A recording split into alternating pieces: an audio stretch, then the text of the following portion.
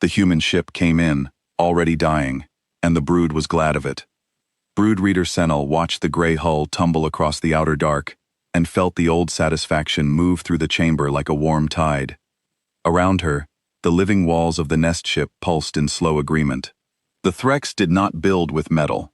They grew their vessels from bone coral and breathing membrane, and a happy brood made its ships glow a soft amber from the inside. And right now, 900 ships glowed amber together, because the prey had wandered into the open mouth of the swarm, and the prey was hurt. "Read it again," said the Hive voice, the great shared mind that spoke through every Threx at once.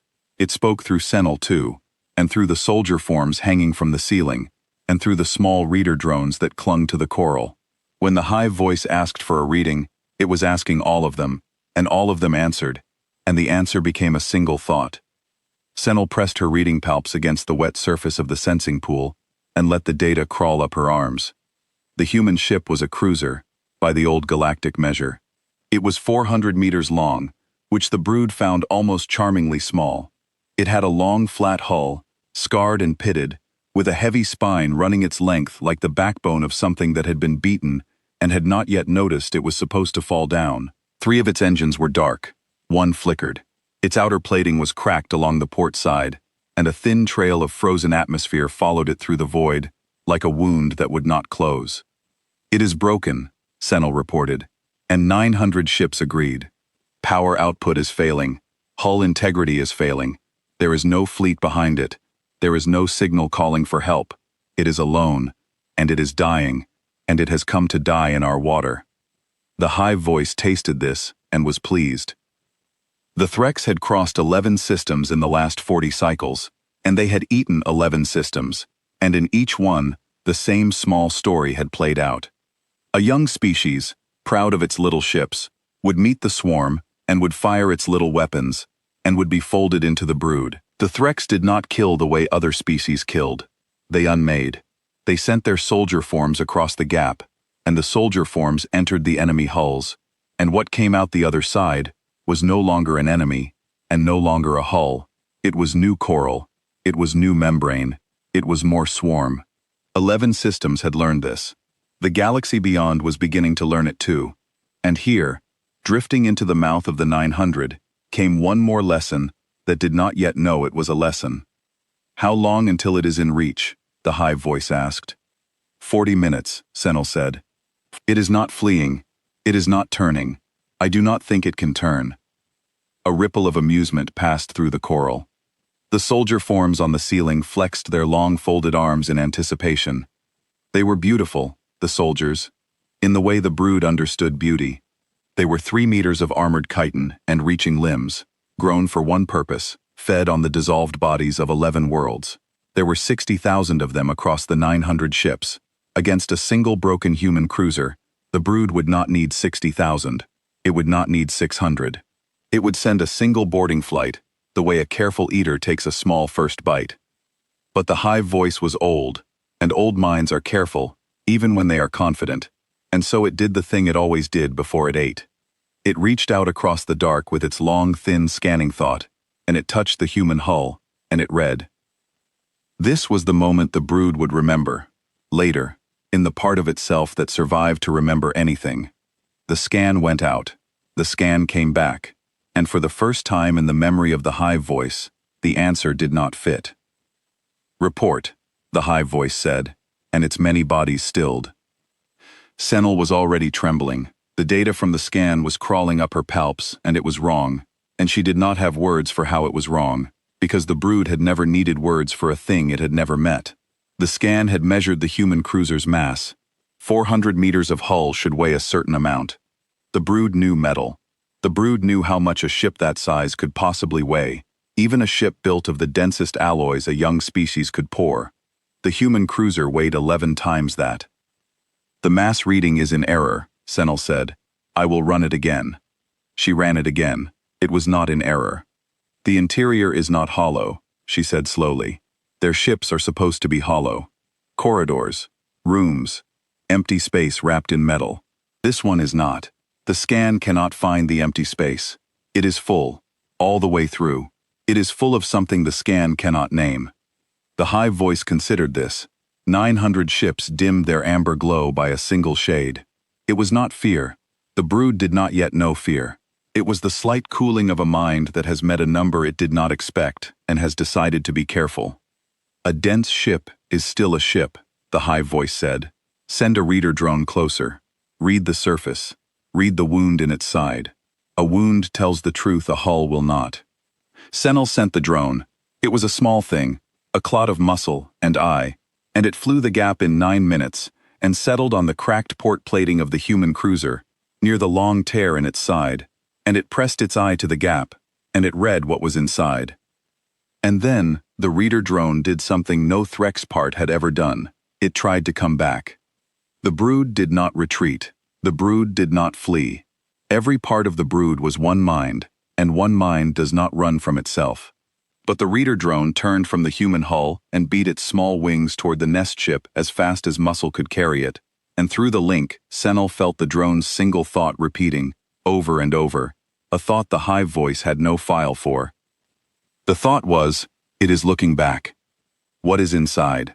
The Hive voice demanded, and now its voice had an edge the brood had never heard in itself. Reader, what did you see in the wound? The drone reached the nest ship. It pressed itself against the coral, and it gave the brood the image it had taken through the tear in the human hull, and the image went out to all 900 ships at once, and 900 ships saw it together. The inside of the human cruiser was not corridors. It was not rooms. It was not engines and cargo and the soft, frightened crew the brood had expected to harvest. The tear in the hull opened onto a deep red dark, and in that dark, packed shoulder to shoulder all the way back into the ship, stood row upon row upon row of shapes. They were tall, they were armored, they did not move. They stood in the dark of the dying ship in their thousands, and every one of them was facing the wound, facing the drone, facing out, as if they had been waiting a very long time for something to look in. It is full of soldiers, Senel whispered, and the words tasted like ash. How many? The Hive voice said. The scan tried to count. The brood was good at counting. Counting was how it ate. But the rows went back into a dark the scan could not reach. Deck below deck below deck. And the number kept rising. And the number did not stop where a 400-meter ship said it should stop. Because the inside of the human cruiser was larger than the outside. And that was the second thing the brood had no file for. The number the scan finally returned was not a count. It was a direction. The number only went up. The single flickering engine on the human cruiser steadied. Then it brightened. Then the 3 dark engines, the ones the brood had read as failed, the ones that had told the swarm this prey was harmless, woke one after another, calm and sure, like a thing that had been pretending to limp and had grown tired of the game. The trail of frozen atmosphere stopped leaking from the ship's side. The crack in the hull did not seal. It simply stopped mattering, the way a scar stops mattering on a thing that was never wounded in the first place. And the human cruiser, 400 meters long and impossibly heavy and full of patient standing shapes, turned its scarred prow toward the 900 glowing ships of the brood, and it stopped drifting, and it began to come on. It was not dying, Senel said. Her palps had gone still against the pool. It was never dying. It looked dying so we would open our mouth. The Hive voice did not answer her, because the Hive voice was her, and for the first time in the long greedy memory of the swarm, the one mind that had eaten 11 worlds had no thought to share. It only watched the small heavy ship grow larger in the dark, and it felt, in 900 bodies at once, the very first cold edge of a thing the Threx had spent their whole existence feeding to other species, and had never once tasted themselves. For a long moment the brood did nothing, and doing nothing was itself a new experience. The Threx had always acted. Action was the shape of its thought. The one mind decided, and the bodies moved, and the deciding and the moving were the same motion. Now the bodies hung in the dark and did not move, because the mind could not decide, because the thing it would have decided about did not match any of the shapes the mind held. Senel ran the readings a 4th time, then a 5th. She was looking for the error she was sure must be there, the flaw in the sensing pool, the lie in the data. The pool was sound. The data was true. The human cruiser was 400 meters long, and weighed 11 times what its size allowed, and was full of standing shapes that faced outward and did not move. And it was coming on, slow and steady, 3 engines lit, and 1 flickering, growing larger in every window of every ship of the swarm. "Other species mock us," the Hive voice said, almost to itself, almost wondering. "Other species fire on us. Other species flee from us, or beg us, or throw their fortresses at us. No species has ever ignored us. This one ignores us." That was the part the brood kept catching on. The human cruiser did not behave as if it had met a swarm of 900 ships that had eaten 11 worlds. It behaved as if it had found a thing it had been looking for, and was pleased, in its cold way, to have found it at last. There was no caution in its approach. There was no respect. The Threx had spent 11 systems teaching the galaxy to respect it, to fear it, to speak its name in low voices, and here came one small heavy ship that had clearly heard the name, and clearly did not care. Hail it, the Hive voice decided. The brood rarely hailed. It did not negotiate. It ate. But it had no file for the cruiser, and a mind with no file reaches for any tool, even an old and unused one. Open every channel. Speak to it. Find out what it is before it reaches us. Senel opened the channels. She sent the brood's standard contact, the one it had sent to 11 systems before it ate them, a thing that was not quite a greeting and not quite a threat, a statement of fact about what the swarm was and what would happen now that the swarm was here. She sent it on 41 frequencies. She sent it in the silent language of the One Mind, which no outsider had ever answered. She sent it as a pulse of light along the dark. The human cruiser did not reply. It did not reply the way a thing that has not heard does not reply. It replied the way a thing that has heard and has nothing to say to you does not reply, and the brood, which had spent its whole life being the thing that did not bother to answer the screams of its prey, recognized the silence at once, because it was its own silence, turned around and pointed back, and it was the most frightening thing the swarm had read yet. "It heard us," Senel said. "It heard every channel. I can read its receivers light up. It heard us, and it chose not to answer, the way we never answer. Hive voice, it is doing to us what we do." "It is one ship," the Hive voice said again, because the words were the only solid thing it had left, the one true fact it could hold while everything else came apart. "It is one ship. We are 900. One ship cannot do to 900 ships what 900 ships do to one world." The brood believed this. It had to believe it.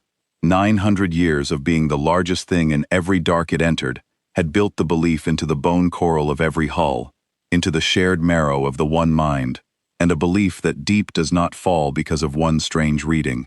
It falls because of what comes after the reading, and what came after, the brood was about to learn, did not care in the slightest what the brood believed. The first thing the brood did was the thing it had always done. It sent the boarding flight.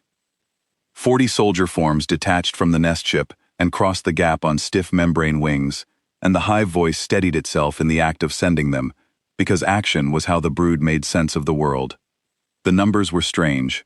The mass was strange. The image of the standing shapes was strange. But a boarding was a boarding, and the brood had boarded 1,000 hulls, and the soldier forms knew how to find a seam in any plating and pour themselves inside and begin the unmaking.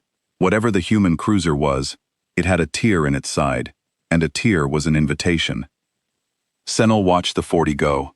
She was a reader, not a soldier, and she had never crossed a gap herself, but through the link, she felt everything her soldier kin felt, which was nothing yet, only the cold of the void and the pull of the strange heavy hull ahead. She felt them reach the human cruiser. She felt the first of them set its claws against the gray plating beside the tier. She felt it lean toward the dark inside, toward the rows of patient shapes, ready to begin. And then she felt it stop. The shapes inside the human cruiser were not soldiers. That was the third thing the brood learned, and it learned it through the bodies of 40 of its own. The tall armored forms standing in their rows were not crew. They were not living things at all. They were the ship. The human cruiser had not filled itself with an army. It had grown an army into its own walls, fused them to its spine, made them part of the hull the way the Threx made coral part of their ships. And the moment a soldier form leaned into the tier, the nearest of the standing shapes turned its head, and its eyes lit a flat, hard white, and the inside of the human cruiser stopped being a place that could be boarded and became a thing that boarded back. The 40 soldier forms did not come home. They did not become part of the brood. The human ship took them the way the brood took others, except it was faster, and it was colder, and it asked for nothing in return. One moment, Senel felt 40 of her kin clinging to the hull. The next, she felt 30, then 12, then none. There was no scream through the link, because the soldiers had no time to scream. There was only a clean and total absence. 40 bright threads of the one mind snipped at once, and the brood flinched in 900 bodies. It ate them, Senel said. The chamber had gone very quiet. It ate our boarders before they could board. That is our gift. That is our gift. Turned around. It is one ship, the Hive voice said, and the brood took comfort in the words even as it spoke them. 40 soldiers are nothing. We have 60,000. We have 900 hulls. We will not feed it one bite at a time. We will close the mouth. This was the brood's strength, and it had never failed. 900 ships could fold themselves around a single point and crush it under the sheer weight of swarm. The Threx did not win by being clever. They won by being more. They had always been more. 11 systems had thrown their fleets and their fortresses, and their last desperate weapons against the swarm, and the swarm had simply been larger than all of it, and the largeness had won. So the brood closed. 900 living ships turned in the dark and began to draw inward, narrowing the great sphere of the swarm into a fist, and at the center of the fist was one gray human cruiser, 400 meters long, coming on at a steady pace, as if the closing walls were a thing it had expected and even welcomed. The amber glow of the brood deepened to a hungry orange. The soldier forms massed in the launch throats of the nearest hulls. 10,000 of them now. 20,000. The full weight of the swarm gathering itself to pour across the gap and bury the small heavy ship in living chitin. The human cruiser fired. Senel had read the records of every weapon the 11 systems had ever turned on the swarm. She knew beams. She knew the long lances of light that could open a Threx hull and spill its warmth into the void. She knew projectiles, the heavy slugs that punched through coral and kept going. She knew the panicked, scattering fire of a species that has understood, too late, what is coming for it. She had read all of it, and she had a file for all of it, and none of the files matched what the human cruiser did now. It did not fire a beam. It did not fire a slug. From the heavy spine that ran the length of its hull, the cruiser opened a single line of light, thin and white and perfectly straight, and the line crossed the dark and touched the nearest Threx ship, and the Threx ship was simply not there anymore. There was no explosion. There was no spreading fire.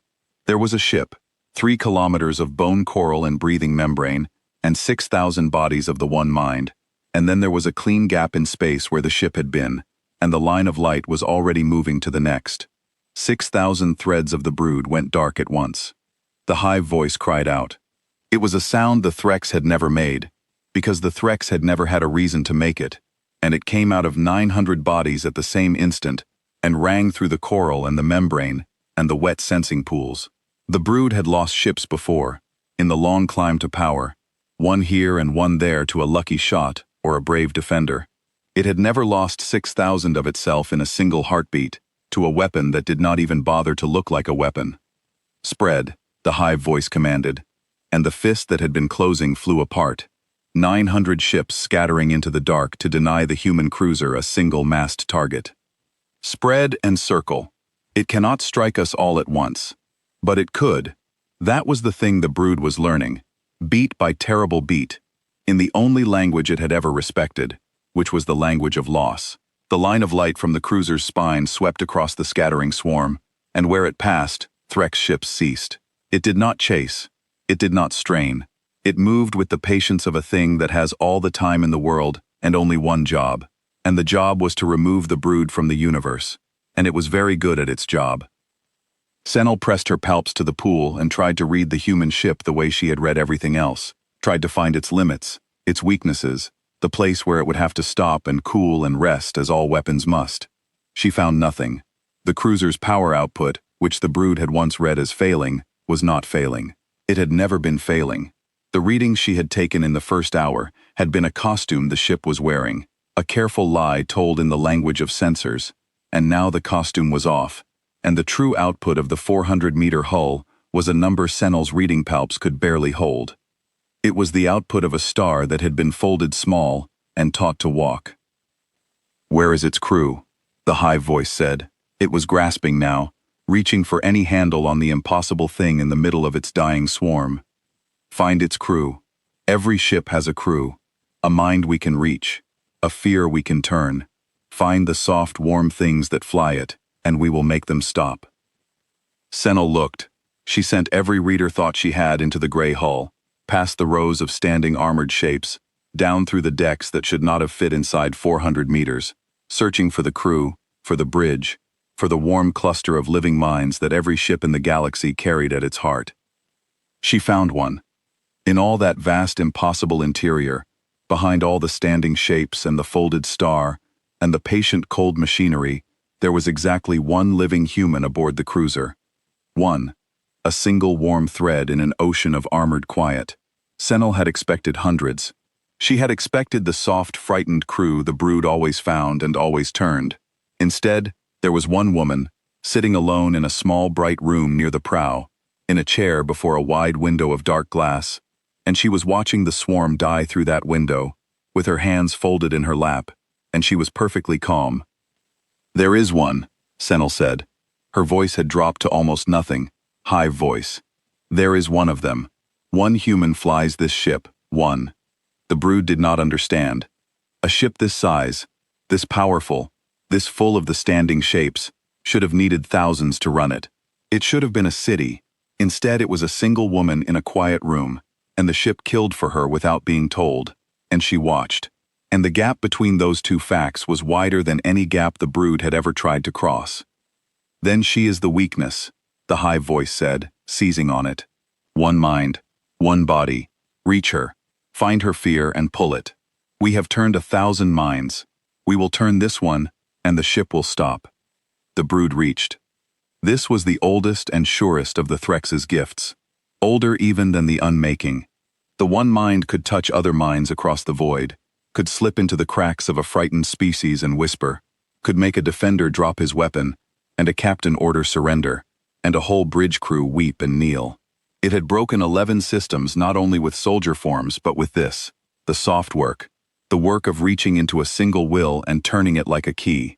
The brood gathered all 900 minds of itself, every body it had left, and it focused that whole vast pressure on the one warm thread in the quiet room, and it pushed. The woman in the chair did not move.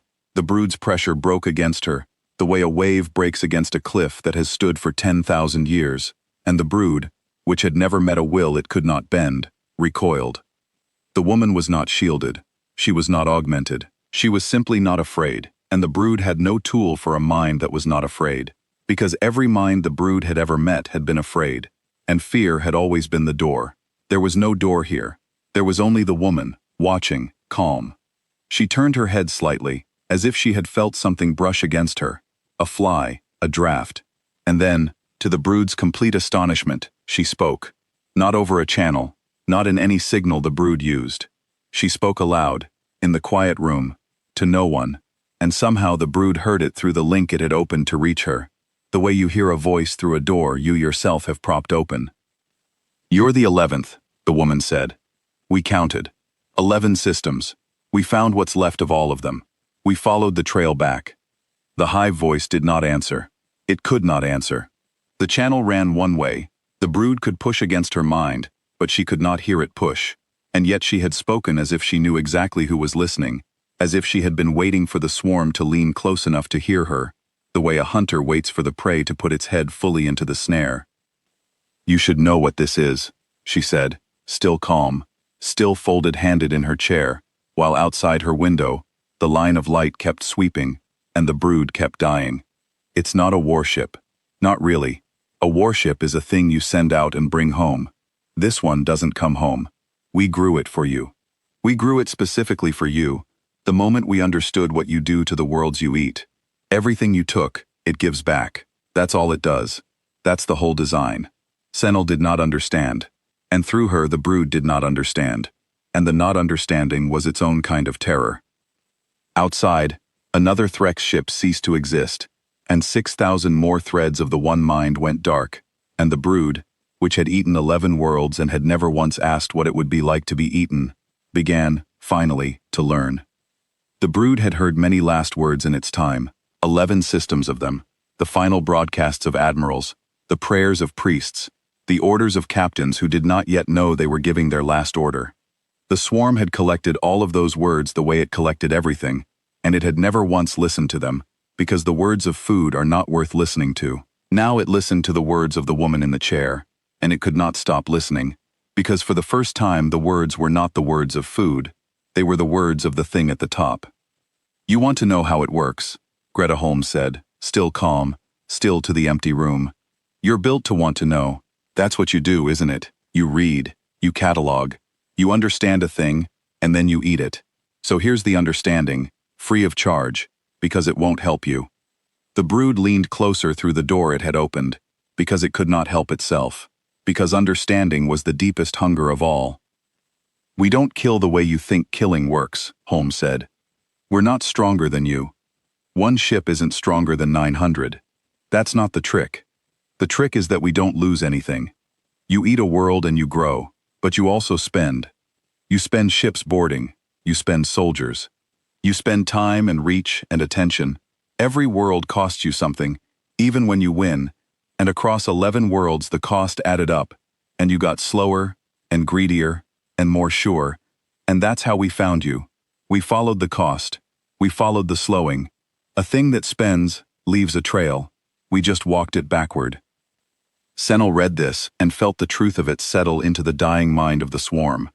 The brood had grown across 11 systems, yes, but it had also stretched, thinned, slowed, grown so confident that it opened its mouth for a single broken-looking ship, without once asking why a broken-looking ship would steer itself into a swarm of 900. The cruiser had not been stronger. It had been patient, and it had been whole, and it had let the swarm spend itself across 11 worlds, until the swarm was a thing that could be found at the end of its own trail of waste. "And this ship," Holm went on, "doesn't spend anything. That's the whole design. Everything it does, it gets back. Every shot it fires, it collects the warmth again on the other side. Every wound it takes, it heals with itself. It can't be ground down because it doesn't grind. You've been trying to outspend a thing that doesn't spend. You'd have better luck trying to outspend the dark between stars." "Why tell us?" the Hive voice asked, even knowing she could not hear it. "Why explain? You owe us nothing." As if she had heard, Holm answered. "I'm telling you," she said, "because somewhere out there are more of you. Other swarms. Other species that eat. And when this ship is done here, it goes looking for the next one, and the next. And I won't be aboard forever, and someone has to keep this true after I'm gone. So I tell it to every swarm I meet. I make them understand, all the way down, what they ran into. Because understanding is the one thing you took from your worlds that we can give back. And a galaxy full of things that understand what waits at the end of eating is a galaxy that does a little less eating. That's the whole war. That's all of it. We're not here to kill you. We're here to make eating expensive."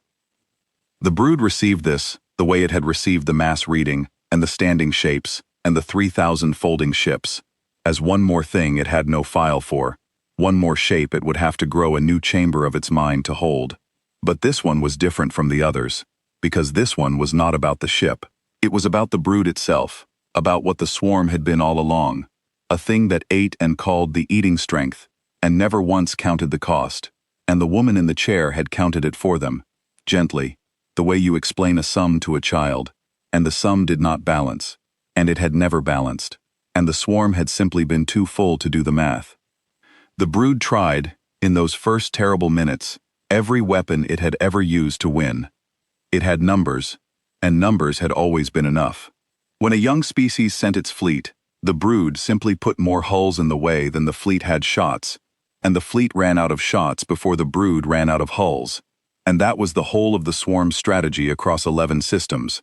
So the brood put hulls in the way. It pushed a wall of 40 ships between the human cruiser and the heart of the swarm, 240,000 bodies of the one mind, arranged to absorb whatever the small ship could throw. The line of unmaking light went through all 40 as if they were one. It did not slow at the first hull. It did not dim at the 20th. It crossed the whole wall in a single clean stroke, and the wall was gone. 40 ships, 240,000 threads. A clean tunnel of absence punched straight through the densest part of the swarm. And on the far side, the line was exactly as bright as it had been on the near side, because it had not spent anything passing through. The brood's oldest strength, the wall of bodies, the more that had always been enough, meant nothing to a weapon that did not count the things it crossed. It does not run out, Senel said. The brood had built its entire existence on the certainty that everything ran out eventually, every weapon, every fleet, every defender's courage, and that the swarm could always outlast the running out, because the swarm was more. The human cruiser did not run out. There was no bottom to it for the brood to wait for. The brood tried surprise. It still had the soft work, the reaching, the mind touch that had broken 11 worlds, and it had not yet truly understood that the cruiser carried only one mind to touch. So it threw the reaching, not at the woman, but at the ship itself, at the standing shapes, at the cold machinery, hunting for any thread of thought it could grip. It found the standing shapes, and it touched them, and what it touched was not a mind at all, but a kind of patient waiting, vast and old and entirely without fear, 3,000 wills folded into a purpose so simple and so total that the brood's clever pressure found nothing to grip, the way a hand finds nothing to grip on a wall of glass. The brood tried speed. It scattered and reformed, trying to be a moving target, trying to make the cruiser commit to one part of the swarm so the rest could close from behind. The cruiser did not commit. It moved through the swarm at its own steady pace, and struck wherever a hull came into the path of its spine, and the scattering and reforming only fed it more targets, because a swarm that is moving in 100 directions has hulls in every direction, and every direction was a direction the line of light could point. The brood tried, at the last of its early hopes, to go beneath. It still had the system itself, the dust and the asteroids, and the old dead world the swarm had gathered around, and it tried to use them, to put rock between itself and the cruiser, to hide 900 ships behind the cold bones of a planet. The cruiser came through the rock. It did not go around it. The line of light touched the dead world's edge, and a piece of the world the size of a continent was simply not there anymore. A clean bite taken out of a planet to clear a line of fire, and the brood understood that there was no rock large enough to hide behind, because the cruiser would unmake the rock as readily as the ship, and feel nothing either way. By the time the human ship had crossed half the swarm, the brood had run through every strategy it had ever won with, and every one of them had been answered, not cleverly, not with some trick the brood could counter, but with the flat refusal of a larger thing to be affected by a smaller thing's plans. The Threx had never lost, because the Threx had never met a thing it could not outlast, outnumber, outreach, or outweight. It had met one now. It was 400 meters long, and it was coming on, and it had not yet shown the brood the worst of what it was. "How much of it have we hurt?" the Hive voice asked, because it needed, even now, to find one number that pointed the right way. "In all of this, all our fire, how much of the cruiser have we damaged?" Senel read the gray hull.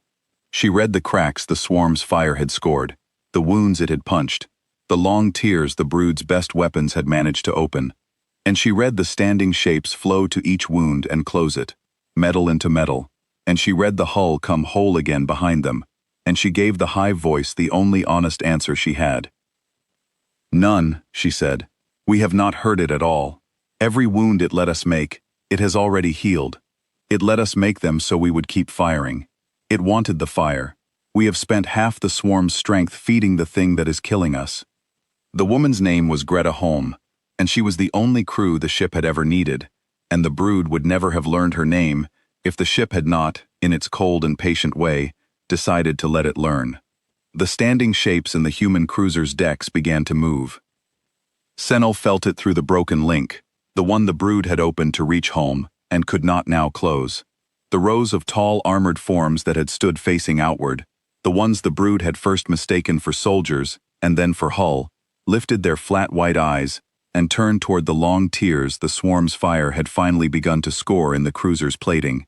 The brood had been firing back. Of course it had been firing back. 900 ships, even scattered and dying, threw everything they had at the gray hull, and beams and slugs, and the swarm's own folded light weapons, crossed the dark, and struck the cruiser. And the cruiser took them. It took them the way a mountain takes rain. The plating cracked and did not break. The standing shapes inside moved to each wound as it opened. And where a Threx weapon punched through, a tall armored form was already there, filling the gap, and the metal of its body flowed into the metal of the hull, and the wound closed, and the form became wall again, and the ship was whole, and it had not slowed. "It heals," Senel said. She had stopped trying to keep her voice steady. There was no point. The brood was one mind, and the brood already knew everything she knew. "Every wound we make, it closes. It uses the shapes inside to close them. We are not hurting it. We have never been hurting it. We are only feeding it our fire, and it is drinking it." "Then we stop firing," the Hive voice said. "If our fire feeds it, we stop. We withdraw. We leave this system. We have other systems.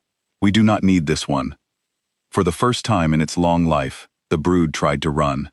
It was a strange and shameful sensation, and Senel felt the shame of it in every body at once. The Threx did not flee. Fleeing was a thing prey did, but there was no other word for what the 900 ships did now, or rather, the 400 ships that were left, because in the time it had taken the brood to understand the cruiser had cut the swarm in half. The survivors turned their prows away from the gray hull, and lit their living engines to full burn, and ran for the edge of the system, and the dark beyond. 400 ships fleeing one, the largest swarm the galaxy had seen, in an age scattering before a single 400-meter cruiser, like a school of fish before a shark. The cruiser let them get almost to the edge. Then it spoke. It had not spoken before. It had killed, and it had healed, and it had carried its one calm passenger. But it had not made a sound the brood could hear, and so the brood had thought of it as a weapon, a thing, a terrible animal. Now, as the 400 fled, the cruiser opened a channel to the whole swarm.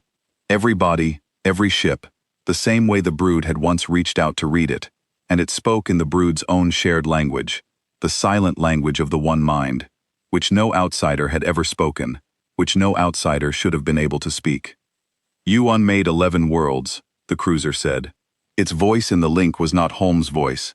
It was deeper and older, and made of many voices at once, the way the Hive voice was made of many, and the brood understood, with a fresh cold lurch, that the cruiser was a hive too, in its way, a hive of standing shapes and folded star, and one calm woman, and it had learned to speak the way the Threx spoke, by listening to the Threx scream. 11 worlds. We found them. We counted what you took. We are going to give it back. You cannot reach us, the Hive voice said, and even as it said it, the words felt thin. You are one ship. We are 400. We are leaving. You cannot catch 400 ships running in 400 directions. We are not going to catch you, the cruiser said. We are going to be everywhere you run. And then it stopped being one ship. Senel would try, in the time she had left, to find words for what the cruiser did, and she would fail, because the brood had no file for it, and the galaxy had no file for it, and the only beings in all the dark who had a file for it were the ones who had grown the thing and pointed it at the swarm. The gray cruiser, 400 meters of impossibly heavy hull, did not split. It did not launch smaller craft. It did something with the folded star at its heart, and the standing shapes poured out of it. Not 40 this time, not a boarding flight, but all of them, the whole patient army that had stood in its decks since before the brood had ever heard the name of Earth, and each one of them was a ship. That was the thing the brood had never grasped. The cruiser had not been carrying soldiers, it had been carrying ships, each one folded down to the size of a standing armored form, each one its own small, terrible cruiser, with its own folded heart, and its own line of unmaking light, and the gray hull had only ever been the shell that brought them, the seed, the husk. Now the husk opened, and the ships unfolded into the dark, hundreds of them, then thousands, each one growing from a 3-meter shape into a 400-meter cruiser in the space of a breath, and the dark around the fleeing swarm filled with gray hulls, and there was no edge of the system the brood could run to that did not already have a human ship waiting in it. How many? The Hive voice whispered. It had asked this question before, at the very beginning, when the cruiser was only a wound full of standing shapes, and the scan had answered with a direction instead of a number. Now Senel made herself count, because the brood needed the truth even when the truth was the end of it, and she counted, and the number she found was the number the woman had folded her hands and waited for the swarm to hear. There were 3,000 of them. 3,000 cruisers, each one the equal of the one that had already halved the swarm, unfolding from the seed ship in a sphere that swallowed the entire system, and at the center of all of them, the original gray hull, the husk, with one calm woman in a bright, quiet room, watching the brood understand. 11 worlds, the fleet said. 3,000 voices in the link now, all of them speaking the brood's own silent language at once, all of them carrying the same cold and patient verdict. You took 11. We brought 11 for each one you took, and one more, for the worlds you would have taken next. We are not the revenge of the 11. The 11 are gone. We are the answer to the question the galaxy stopped daring to ask. The question was, what is large enough to stop you? This is the answer. The answer is us. The brood broke. It did not break the way metal breaks, all at once. It broke the way a mind breaks, when it meets, for the first and last time, a thing larger than itself. The 400 fleeing ships scattered further, into 100 directions, into the deep dark between stars, and the human fleet was already there. In every direction, 3,000 gray hulls closing in a net that had been woven before the swarm ever entered the system. The brood had thought of the human cruiser as prey that had wandered into its mouth. It understood now, far too late, that it was the swarm that had been led, system by system, world by world, 11 careful steps along a trail of its own crimes, into a mouth that had been waiting at the end of the trail the whole time, patient, folded small, wearing the costume of a dying ship. We are the brood, the Hive voice said. It was not a command now, it was almost a prayer, the kind of thing a thing says when it has run out of every other kind of thing to say. We are the swarm, we are the one mind, we have eaten worlds. We know, the fleet said, that is why we came. And it began to close the net. When the 3,000 ships finished unfolding, the system itself seemed to change. It had been the swarm system for 40 cycles. The brood had gathered around the old dead world and claimed the dark for its own, and the light of the local star had fallen on 900 glowing hulls, and made the whole space feel like the inside of a living thing, warm and amber and certain. Now the amber was almost gone. Where the swarm had filled the dark, the gray cruisers filled it instead, 3,000 of them, in a vast hollow sphere, and they did not glow. They were the color of cold ash, the color the relic station of legend was said to be, the color of a thing that does not need to announce itself, because it has already won the argument about who the dark belongs to. The star's light fell on them and did not warm them. They drank it, the way they drank everything, and gave back nothing the eye could see. Senel had read fleets before. She had read the proud armadas of 11 worlds form up to meet the swarm, and she had read the geometry of their hope, the careful lines and reserves and flanks of species that believed formation could save them. The human fleet had no formation. It did not need one.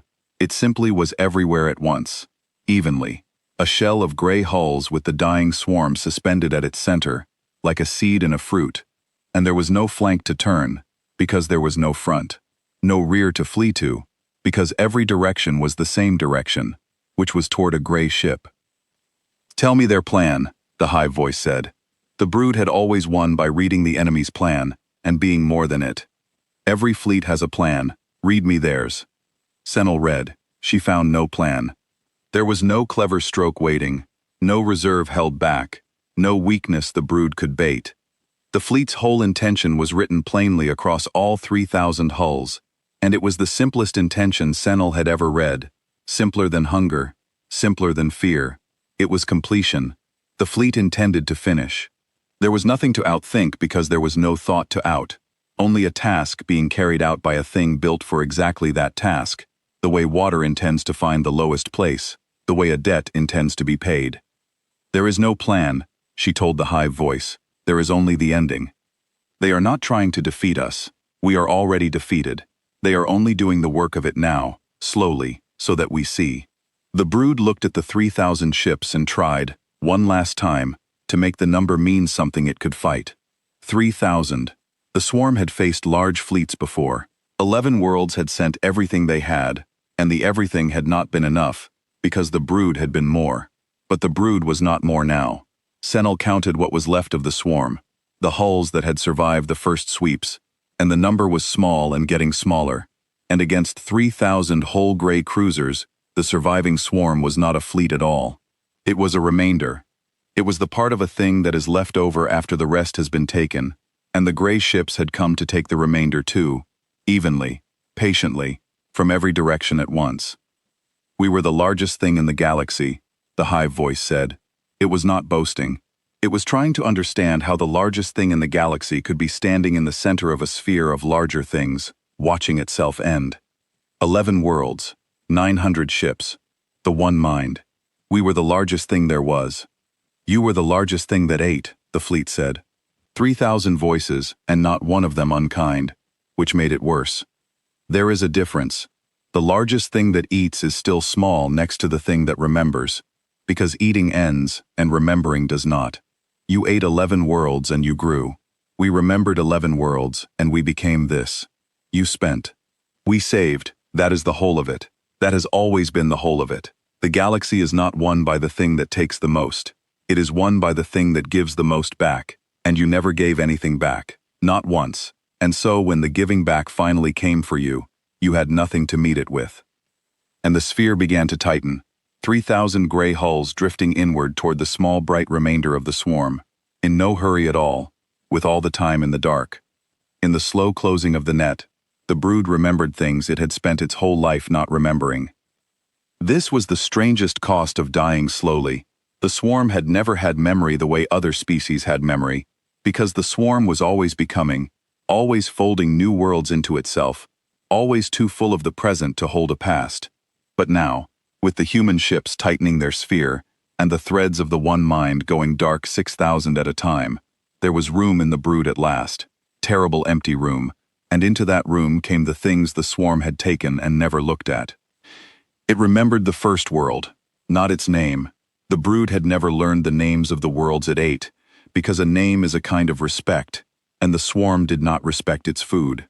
But it remembered the shape of the first world, blue and warm, and it remembered the small bright ships the first world had sent to meet the swarm, and it remembered how those ships had fired and run out of shots and been folded in, and it remembered, now, for the first time, that there had been minds inside those ships, minds that had been afraid, minds the brood had reached into and turned the way it always turned them.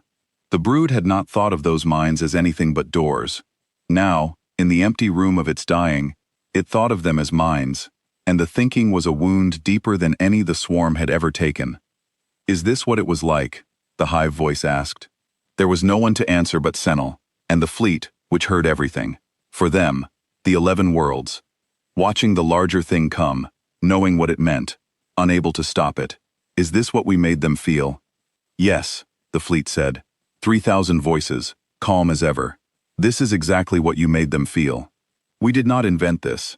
We learned it from the worlds you ate, every step of it. The disbelief, then the strategies, then the running out, then the slow understanding. We are giving you their last days back, in order, the way they happened. This is the 11 worlds fire, brood. This is what it felt like to be the kindling. The brood wept. It had no eyes for weeping, and no voice for it. But the one mind keened across the link in a way it had never keened, and the keening was the sound of a thing learning grief at the exact moment it had run out of time to do anything with it. Senel keened with it, because she was it, the last of it, and her small body shook at the sensing pool, while the lines of light crossed the dark and took the swarm down, hull by hull, world by remembered world. 30 ships. The brood made one last true attempt, not to win, but to be spared. It did the thing it had never once done in its whole long, greedy life. It surrendered. We will stop, the Hive voice said, and the words cost the brood more than any wound, because the brood had never had words for stopping, had never imagined a world in which it would want them. We will leave the galaxy. We will go to the dark between the arms, and we will not eat another world. We will do anything. Only stop. Only let what is left of us go. We believe you, the fleet said, and for a moment, a thread of hope crossed the dying mind of the swarm, thin and desperate. We believe you would stop, now, having felt this. That is why we are not angry. Anger is for things you are unsure of. We are not unsure of you. But the 11 worlds did not get to surrender. You did not give them the chance. They asked you to stop and you did not stop, because you could not hear them, because you had folded them too small to hear. We hear you. That is the difference between us and you, the only difference that matters. We hear you, and we are still going to finish, because the account is not about whether you would stop now. It is about what you already did. You cannot uneat 11 worlds by being sorry at the end. The thread of hope went out. The brood understood, finally, that there had never been a thing it could have said or done in this dark to change the ending, because the ending had been written 11 worlds ago, in 11 languages the swarm had never bothered to learn, by 11 peoples the swarm had never bothered to name, and the human fleet was only the hand that turned the page. The lines of light kept crossing, the number kept falling. "Read me the worlds," the Hive voice said, in its last full strength, before the threads grew too few to be a chorus. "If we must feel their last days, then read me their worlds as we go. We never named them. Name them now, so the last of us carries something true." And the fleet did. As each of the last ships of the swarm went dark, the human fleet spoke a name into the link, a real name, the name a world had called itself before the swarm folded it small. 11 names the brood had never learned, and would now never forget. And the brood received each name like a stone laid on a grave, and the naming was the kindest and the cruelest thing the cruiser had done yet, because it gave the 11 worlds back their names, in the one place those names would now live forever, which was the dying mind of the thing that had taken them. The net did not close all at once, and that was the cruelest part, because the brood had time to count its own ending as it came. Senel stayed at the sensing pool. She could have left it. A reader had no battle station, no weapon, no duty in the final hour but to read, and there was nothing left worth reading except the slow arithmetic of the brood's own death. But she stayed, because the Hive voice stayed, because every body of the one mind stayed at its post, the way it had always stayed. And somewhere in the cold settling of her thoughts, she understood that this was the only thing the brood had left that the human fleet could not take from it. The swarm could not win. It could not flee, but it could refuse to look away, and so it looked. The 3,000 gray cruisers moved inward in a slow tightening sphere, and they did not hurry, and they did not need to, and that absence of hurry was a weapon all its own. Each cruiser opened its line of unmaking light, and the lines crossed the dark in their thousands, and where they touched a Threx ship, the Threx ship was gone. Not burned, not broken, gone. The way the first one had gone, a clean and total subtraction, here and then not. And with each subtraction, 6,000 threads of the one mind went dark, and the Hive voice, which had been a chorus of 900 ships an hour ago, grew quieter and quieter as the bodies that carried it ceased. Senel felt each loss as the brood had always felt loss, which was the way a body feels a limb. First there had been 900, then 400, then 300. The numbers fell, and the falling was the only thing happening in the whole system. 3,000 patient hulls, and a few hundred frightened ones, and the steady, silent arithmetic between them. "Why so slow?" the Hive voice asked. It was a question with no one to answer it, and yet the fleet answered. "Because you were slow," the fleet said. 3,000 voices, calm. 11 worlds did not die in an hour. They died over years, one at a time, watching the swarm come closer, and knowing what it meant, and unable to stop it. "We are not making you suffer. We do not want you to suffer. We only want you to understand, and understanding takes time, and you took everyone else's time, so we are using yours." This was not cruelty. The brood, which had spent its whole existence inflicting a thing it had never named, understood that now, too, the human fleet felt nothing toward the swarm at all. There was no hate in the link, no satisfaction, no triumph. There was only the cold steadiness of a thing finishing a task it had been built to finish, the way a tide finishes coming in. The Threx had eaten worlds and felt nothing, and now a larger thing was unmaking the Threx and feeling nothing, and the symmetry of it was the most terrible thing Senel had ever read. 200 ships left. The sphere tightened. The brood had a word, in its old shared language. For the moment, a species understood. It was being eaten. It was not a kind word. The swarm had read that moment, on 11 worlds, had watched 11 fleets arrive at it, one by one, the instant the proud thing realized it was only food. The brood had never had a word for that moment happening to itself, because it had never happened, and now that it was happening, the brood reached for the old word and found that the old word fit perfectly, and that was its own small horror, to be unmade by your own vocabulary. The Threx had named this. The Threx had named it for everyone but the Threx, and now the name had come home, and it sat in the dying mind of the swarm, exactly the way it had sat in the minds of 11 dying worlds, heavy and final, and entirely deserved. The brood made its last attempts, because a thing that has lived as long as the swarm does not die without trying everything it knows. It tried the soft work again, the reaching, throwing the whole pressure of its remaining minds against the 3,000 human hulls, searching every one of them for the warm, frightened thread, the door of fear. It found 3,000 calm rooms and 3,000 calm watchers, and not one of them was afraid, because the fleet did not carry crews that could be afraid. It carried Greta Holm, one woman, copied into nothing, present in only the original husk, watching from one bright window, while the other 2,999 ships ran themselves on the same cold patience that ran the first. There was no fear anywhere in the fleet to pull.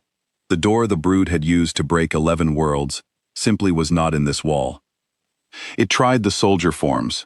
The brood still had tens of thousands of them, massed in the throats of its dying ships, and it poured them across the gap in a last great tide of chitin and reaching limbs. The largest boarding the swarm had ever launched. 40,000 soldier forms thrown at the nearest human hulls in the hope that sheer numbers could find a seam the way they always had. The human ships let them come. The standing shapes in their decks turned their flat white eyes, and the boarding tide met the hull, and the hull boarded back, and 40,000 soldier forms became 40,000 absences, and the brood lost the last of the bodies it had grown to do its killing, and it had nothing left to throw. 100 ships. You will run out, the Hive voice said, clutching at the last thin hope it could find. 3,000 ships. You have fired thousands of times. Even a star burns out. You will run out of power, of fire, of the thing that makes the light, and then we will still be here. We will not run out, the fleet said. You still do not understand what we are. We told you. Everything you take, we give back. The fire is not ours. We do not make it. We collect it. Every world you ate, every warmth you unmade, every life you folded into your coral and called swarm, all of it went somewhere, and we found where, and we gathered it, and we carry it now, and we are giving it back to you one ship at a time. We could do this for 1,000 years. We have 11 worlds of fire to return, and we have only just begun. Senel understood, finally and fully, what the gray ship was, and the understanding was the last clear thought the brood would ever have. The human fleet was not a fleet, it was a debt. It was 11 worlds of stolen warmth, gathered and shaped and given a hull and a purpose, and one calm human heart to steer it. And it had crossed the dark not to win a battle, but to settle an account. And an account does not tire, and an account does not run out, and an account does not feel anything at all when the last coin is paid. 50 ships. The sphere was very tight now. The lines of unmaking light barely had to cross any distance at all. Read me the number, the Hive voice said to Senel, and Senel understood that this was the last duty the brood would ever ask of her, and she gave it. 40 ships, she said. 30, 26, 20. The brood drew its last bodies together, not to fight, because there was no fight left, but to be together at the end, the way the one mind had always been together. 900 ships and 60,000 soldiers, and 11 eaten worlds folded into one greedy thought, all of it narrowing now to a handful of dying hulls in a cage of patient gray. 11 ships, Senel read. The number was not lost on her, and it was not lost on the brood, and it was certainly not lost on the fleet, which had counted 11 worlds, and now watched the swarm reduced to 11 hulls, one for each world it had eaten, as if the arithmetic had been arranged on purpose, as if the whole long hunt had been building to exactly this number, so that the brood would have to read it, and know it, and carry it into the dark. 11, the fleet said, and for the first and only time, something almost like a feeling moved through its 3,000 voices. Not satisfaction, not joy, but a kind of grave finality, the closing of a book that had been left open for far too long. One for each. Read them as they go, Brood. You made 11 worlds watch. Now you watch. And the lines of light crossed the last small distance, and Senel read the number down. 10, 9, 8, 7, and each number was 6,000 more threads of herself going out, and the Hive voice grew quieter and quieter, until it was not a chorus anymore, until it was not even a voice, until it was only Senel, alone at the sensing pool of the last ship of the Brood, the final body of a mind that had spanned 900 hulls and eaten 11 worlds, and had never once, in all its long and greedy life, imagined that there could be a thing in the dark larger than itself. There was a thing the Brood had done in every system, a small thing, almost a ritual, and in its last hours, it understood that the human fleet had done it too, and had done it to the swarm. In every system the Brood ate, it had sent, first, a single scout, one small reader form, drifting in quietly, looking harmless, looking lost, a thing the local fleets would scan and dismiss and let pass, and the scout would read the system from the inside, learn its strengths and its fears, and the names of its captains, and then it would go home, and the swarm would come. 11 systems had let the scout pass, because the scout looked like nothing. 11 systems had opened their dark to a small, harmless thing that turned out to be the front edge of an ending. The human cruiser had been the scout, run backward. It had drifted into the swarm's dark looking harmless, looking lost, looking like nothing, a small broken thing the Brood scanned and dismissed and let approach, and it had read the swarm from the inside, and it had not needed to go home for the rest, because the rest was folded inside it the whole time. The Brood had spent 11 systems teaching the galaxy the lesson of the harmless-looking scout, and the galaxy had built a ship out of that lesson and sent it back, and the swarm, which had taught the trick, had fallen for it completely. "We invented this," the Hive voice said. There was something almost like awe in it, the bitter awe of a thing recognizing its own face in the thing that is killing it, the quiet thing that looks like nothing, the mouth that waits. We invented all of it, and it learned it from us and did it better, because when we are the small harmless thing, we still have to go home and come back, and it never has to leave at all. It carries the whole swarm inside the scout. We never thought of that. We never could have thought of that. You taught a galaxy how to be eaten, the fleet said. It was only a matter of time before the galaxy learned to teach you back. That is the danger of being a lesson. Eventually your students graduate. The last hulls of the swarm drew together. There were a dozen now, then 10, then 8. The surviving bodies of a mind that had filled 900 ships, crowded close in the dark like embers raked into a final small heap. The gray sphere hung around them, patient, complete. The Brood had nothing left to try. It had spent its numbers, its soldiers, its reach, its speed, its surprise, its surrender, and every one had been met and answered and set gently aside, not in anger, never in anger, only in the cold completion of a thing that had come a very long way to finish exactly this. "What happens to us?" the Hive voice asked. It was the question the swarm had never let a single one of its 11 worlds ask, because it had never answered, because the answer was always the same, and the swarm had never thought it worth speaking. Now it asked, and now it waited, and now it learned what its worlds had never been told. "The same thing that happened to them," the fleet said. "You go where the things you ate went, not into us, the way they went into you. We do not eat. You simply stop, the way a debt stops when it is paid, and what you were comes apart back into the dark, and the warmth you stole goes back out into the universe, to be warm somewhere it was not stolen from. It is not a punishment. We told you. We are not angry. It is only the book's closing. 11 worlds, 3,000 ships, the count made even. The warmth returned. The account settled. The lesson left with the one reader we are sending home. That is all this ever was. Arithmetic. You were always going to be a number on the wrong side of a sum, Brood. You only got to choose which sum, and you chose this one, 11 worlds ago." And the lines of light crossed the last small distance, and took the embers one by one, until only Senel's hull remained, the last body of the Brood, suspended in the center of a sphere of 3,000 gray ships, waiting for a line of light that did not come. One ship of the Brood remained, and it was Senel's, and the fleet did not fire on it. She waited for the line of light, She had read it cross the dark 3,000 times in the last hours, had felt it take ship after ship of the swarm, and she knew the shape of her own ending, the way you know a thing you have watched happen to everyone you have ever been. The lines hung in the void around her single hull, 3,000 of them, white and straight and patient, each one a hair's breadth from touching her coral. They did not touch it.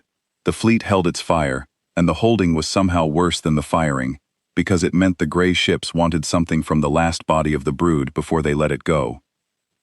The original cruiser came forward through the cage of its own children, the husk, the seed, the 400-meter gray hull that had drifted into the swarm's mouth, wearing the costume of a dying ship, half a day and an entire age ago.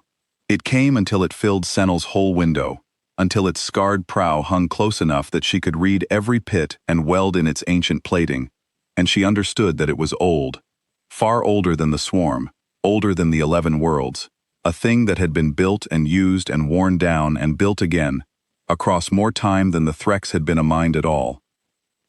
The channel opened. One voice this time, not 3,000. The deep, layered, many-in-one voice of the husk. "You are the last reader," it said. "Senel, we learned your name when we learned your language. We left you for last on purpose. Someone has to carry this back." "There is nowhere to carry it," Senel said. The words came slowly. She was the only thread of the one mind left, and being one was a thing she had never been, and it was small and cold and quiet, in a way that no Threx had ever had to feel.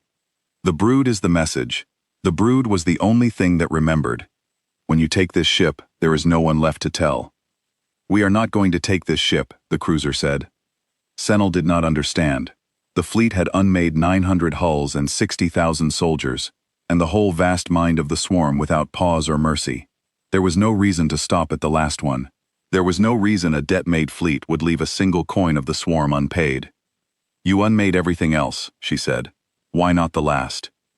"Because the 11 worlds had no one left to remember them," the cruiser said. "That is the worst of what you did.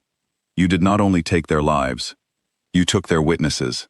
You folded them into your coral until there was no mind anywhere that knew their names, and a world with no one to remember it dies a second time, and it was that second death we came to answer. So we will not do to you what you did to them. We will not leave you with no one to remember. We are leaving you. You will remember." The cruiser drew back. The 3,000 lines of light withdrew, folding away into the gray hulls that had carried them, and the cage of human ships opened, and the dark beyond Senel's window was suddenly empty of everything except stars. "You will fly home," the cruiser said. "You will fly to whatever the Threx had before they were the swarm, to whatever world first grew the coral and dreamed the one mind, and you will tell them what you read here. You will tell them there is a thing in the dark larger than the swarm. You will tell them that it does not hate, and it does not tire, and it does not run out, and it remembers everything that is taken, and it gives it all back. And you will tell them the number. 11 worlds, 3,000 ships, one for each, and one more. Tell them the one more is still counting."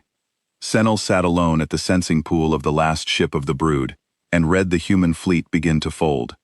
The 3,000 cruisers drew in toward the husk, and one by one they collapsed back down, from 400 meters to 3 meters, from ships to standing shapes, and the standing shapes flowed back into the gray hull, and took their places in its deep, impossible decks, facing outward, eyes going dark, becoming wall again, becoming hull, becoming the patient, quiet army that would stand inside the husk until the next account came due.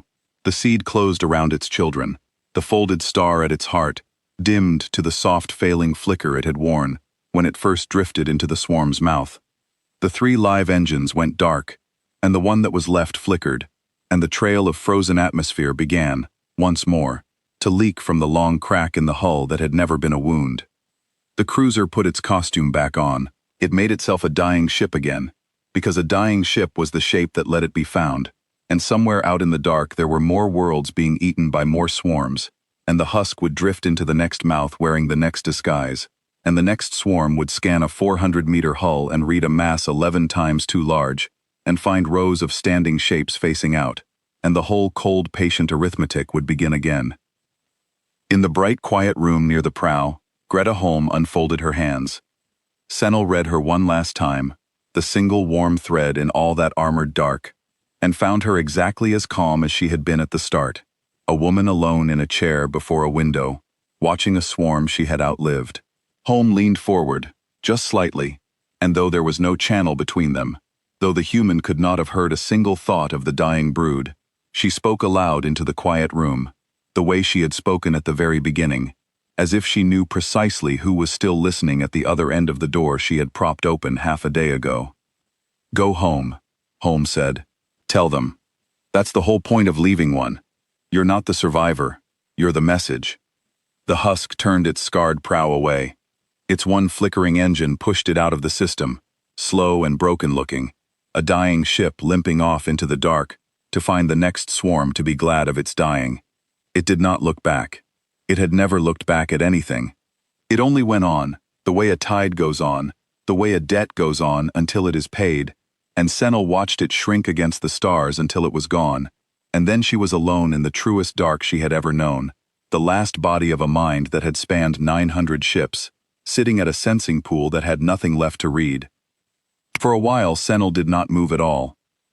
The last ship of the brood drifted in the dark where 3,000 gray hulls had been, and the dark was empty now, the way a room is empty after the thing that filled it has gone, and Senel sat at her sensing pool and read the empty space where the swarm had been. She read the place where the first ship had ceased, 6,000 threads in a single stroke. She read the long, clean tunnel punched through the wall of 40 hulls. She read the bite taken out of the dead world to clear a line of fire, a missing piece the size of a continent, and she read the slow drift of the cold dust where 900 ships and 60,000 soldiers had been a swarm an age ago. This morning, a lifetime ago, there was nothing alive in all of it but her. This was the thing the human fleet had truly done, she understood, deeper than the killing. It had made the swarm small, not destroyed it in the end, because one body remained, but reduced it from the largest thing in the galaxy to a single reader in a single hull, alone for the first time in the long history of the one mind, and aloneness was a weapon the brood had never imagined, because the brood had never been one. Every Threx that had ever lived had lived inside the warm crowd of the shared mind, never alone, never quiet, never forced to be only itself. Senel was the first. The cruiser had made her the first, on purpose, so that the message it sent home would arrive carried by a thing that had felt the full cold of being made small, and would not be able to soften it in the telling. She thought about firing on the place where the cruiser had gone. She still had her weapons. The last ship of the brood was armed, and the husk was out there somewhere, limping along on its one flickering engine, slow and broken-looking, an easy target for a ship that wanted revenge. But she did not fire, and she understood why she did not, and the understanding was the last lesson the brood would learn before it became a messenger. She did not fire because firing was what the swarm had always done, and firing had fed the cruiser every time, and there was nothing left in the dark for the firing to feed but her own grief. The brood had spent its whole existence answering everything with hunger and force. The one body that remained had nothing left to be hungry with, and so, for the first time, it simply let a thing go, and the letting go was so foreign and so painful that Senel understood it as the truest mark the cruiser had left on her, deeper than any wound, the mark of a thing that had been taught, at the very end, that not every meeting in the dark has to end in a meal. She turned her hull toward the home of the Threx. The journey would be long. The swarm had come a long way to eat this system, 11 systems of long ways, stacked end to end, and now the last of it had to cross all of that distance backward, alone, carrying a message it had not asked for and could not put down. She lit her living engines. The bone coral of the hull, which had glowed amber with the happiness of 900 ships this morning, glowed now with the dim and lonely light of a single body, barely warm, barely bright, a last ember carried across the dark to start a fire of a different kind in the place where the swarm was born. She did not look back at the empty system. The cruiser had taught her that too, without meaning to. It had never looked back at anything. It had only ever gone on. She flew home. There was nothing else to do, and the cruiser had told her to. And a thing that has lost everything will do as it is told, because being told is the last shape that is left to it.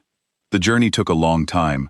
She had time to think, which the brood had never had, because the brood had always been too many and too busy, and too hungry to think. And thinking, she discovered, was a slow and painful thing, like reading a wound. She thought about the 11 worlds. The brood had never thought about them. It had eaten them and moved on, the way a body does not think about a meal once it is swallowed. Now, alone, Senel found that she could not stop thinking about them, and she understood that this was part of the message too, that the cruiser had not only left her alive, but had left her the capacity to understand what the brood had done, which the brood had never had, and had never wanted. She carried 11 worlds now, not folded into coral, but held in a single small mind, and the weight of them was the heaviest thing she had ever read. She thought about the woman in the chair. One human. One. A ship that should have needed a city to run it, steered by one calm woman, with folded hands, and Senel understood at last that this was the deepest part of the category error, deeper than the mass, deeper than the standing shapes, deeper than the 3,000 ships folded into one. The brood had needed 900 ships and 60,000 soldiers, and one shared mind to do its killing, because it had been afraid, all along, underneath its hunger, of being only one. The humans had sent one. One woman, unafraid, in a ship that did not need her to be many, because the humans had made a thing that remembered for them, and gathered for them, and gave back for them, and all it asked of its one passenger was that she watch, and remember, and not look away. The brood had been many, because it was small. The cruiser had been one, because it was vast. When Senel reached the home of the Threx, the first world, the one that had grown the first coral, and dreamed the first shared mind, she found it as it had always been, warm and wet, and crowded with the young of the brood that had not yet gone out to eat. They felt her come. They were one mind, and she was one body, and they reached for her across the link, the way the brood had always reached, to fold her back in, to make her part of the whole again. And she let them. But she did not come back empty. She came back carrying the message, 11 worlds and 3,000 ships, and one calm woman, and she poured all of it into the home mind at once, the whole cold arithmetic, the whole impossible day, and the home mind, which had never known fear, which had only ever known hunger, learned in a single instant the thing the swarm had learned too late in the dark around a nameless star. There was a thing in the void larger than the brood. It did not hate. It did not tire. It did not run out. It remembered everything that was taken, and it gave it all back, one ship at a time, and it was still counting, and the one more it had brought for the worlds the swarm would have eaten next was, right now, drifting somewhere through the dark, wearing the costume of a dying ship, waiting to be found. The home mind did not go out to eat again. That was the only victory the message could win, and it won it. The young of the brood stayed warm and wet and crowded on the first world, and the coral grew, and the one mind dreamed. But it did not dream of eating, because it had learned, through one returned reader, the price of the meal. Somewhere far away, 11 worlds stayed remembered, in the only mind that had ever owed them anything, and that was the second life the cruiser had come to give them, the one that answered the second death, and it held. And out in the dark, the gray husk drifted on, 400 meters long and 11 times too heavy, 3 engines dark and 1 flickering, a thin trail of frozen atmosphere leaking from a crack that had never been a wound, full of patient standing shapes facing out, carrying one calm woman in a bright quiet room, and 3,000 folded ships, and the gathered warmth of 11 worlds it would return to whoever next came hungry to the table. It did not pose, it did not boast, it only went on, slow and broken-looking, and entirely without mercy, a dying ship that had never once died, looking for the next mouth glad to open for it, the next swarm sure it had found something small.